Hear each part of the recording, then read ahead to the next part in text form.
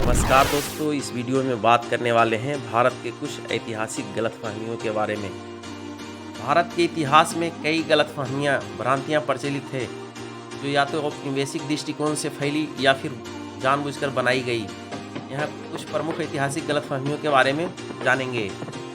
Number first, arch बाहरी आक्रमणकारी थे। ब्रिटिश इतिहासकारों ने आर्च आक्रमण सिद्धांत, आर्टियन इन्वेंशन थ्योरी को बढ़ावा दिया। इसमें कहा गया कि आर्च बाहरी आक्रमणकारी थे और उन्होंने द्रविड़ सभ्यता को नष्ट कर दिया। लेकिन अब पुरातात्विक और डीएनए अनुसंधान से पता चला है कि आर्च आक्रमण का कोई ठोस प्रमाण नहीं है, बल्कि यह एक सांस्कृतिक प्रसार था। नंबर सेकेंड, अशोक ने कलिंगा युद्ध के बाद ही बौद्ध धर्म अपनाया।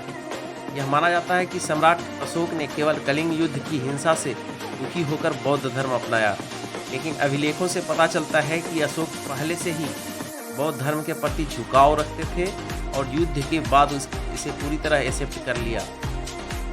नंबर थर्ड, ताजमहल को शाहजहां ने जेल से देखने के लिए काला ताजमहल बनाया था। कई लोग मानते हैं कि शाहजहां ने यमुना नदी के दूसरी ओर काला ताजमहल बनवाना शुरू किया था, जिससे वह कैद से अपनी पत्नी मुमताज की याद में ताजमहल देख सके। लेकिन इसके कोई ऐतिहासिक प्रमाण नहीं है। यह केवल एक कहानी है जो 19वीं शताब्दी में एक यूरोपीय यात्री द्वारा फैलाई गई थी।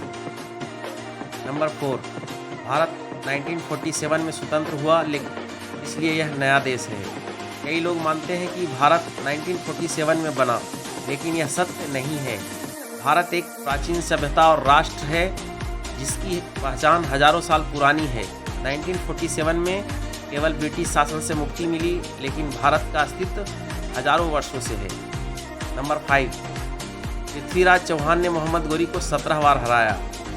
ऐतिहासिक साक्ष्य बताते हैं कि पृथ्वीराज चौहान और मोहम्मद गोरी के बीच केवल 2 बड़ी लड़ाइयाँ हुई। 1191 में तराइन की पहली लड़ाई में पृथ्वीराज जीते थे, लेकिन 1192 में दूसरी लड़ाई में वो हार गए।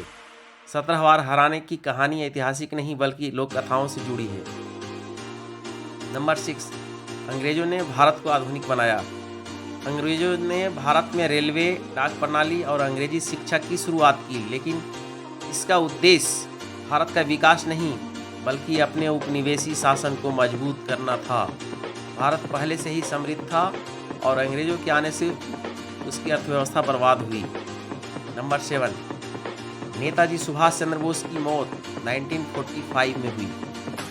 आधिकारिक रूप से कहा जाता है कि नेताजी सुभाष चंद्र बोस की मौत 1945 में एक विमान दुर्घटना में हुई, लेकिन इसके ठोस प्रमाण नहीं मिले।